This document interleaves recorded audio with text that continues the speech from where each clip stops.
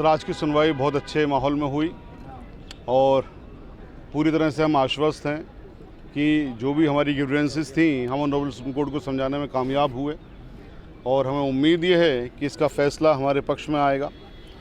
दरअसल जो मेन चीज़ थी वो ये थी कि सरकार ने ये जो एक्ट लेके आई है अमेंडमेंट, इसके ज़रिए मुसलमानों को ग़ुलाम बनाने की कोशिश की गई है। ये चीज़ हमने ऑनरेबल सुप्रीम कोर्ट के सामने साबित की अपनी दलीलों के माध्यम से, एविडेंसेस के माध्यम से, जो तमाम परिप्रेक्ष्य उसके माध्यम से, कि ये जो एक्ट है बेसिकली ये ग़ुलाम बनाने की कवायद है। ये भारत के संविधान के ख़िलाफ़ है। कि भारत के संविधान के ख़िलाफ़ है, एक्ट ग़ुलाम बनाने की कवायद है। यह आर्टिकल 25 और आर्टिकल 26 के ख़िलाफ़ है, या आर्टिकल 29 और आर्टिकल 14 के ख़िलाफ़ है। इन तमाम चीज़ों को साबित किया हमने और बहुत अच्छी तरह से ऑनरेबल सुप्रीम कोर्ट में इसकी समाअत हुई।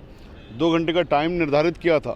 2 घंटे की जगह तकरीबन 3.5 घंटे हम लोगों की इसमें बहस हुई, जिसमें लिमिटेशन वाला भी पॉइंट हमने आर्ग्यू किया, जिसमें आर्कियोलॉजिकल सर्वे ऑफ इंडिया वाली भी पॉइंट हमने आर्ग्यू किया, जिसमें हमने प्लेसेस ऑफ वर्शिप एक्ट 1991 वाली जो चीज़ है उसको भी आर्ग्यू किया। इन नटशेल अगर ये एक्ट लागू हो गया तो प्लेसेस ऑफ वर्शिप एक्ट 1991 का जो इम्पैक्ट है वो भी ख़त्म हो जाएगा, जो कि पूरी तरह से वैलिड है, जिसको राम जन्मभूमि वाले केस में ऑनरेबल सुप्रीम कोर्ट ने कहा ये वैलिड एक्ट है।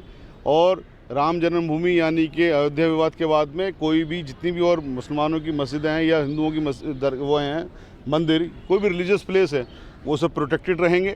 तो वो ख़त्म हो जाएगा अगर ये अमेंडमेंट लागू हो गया। ऊपर से जो आपके archaeological survey of India act है, जो जैसे ताजमहल की बात है, संभल वाली मस्जिद की बात है, ये तमाम चीज़ें अपने आप में ख़त्म हो जाएंगी अगर ये एक्ट लागू हो गया।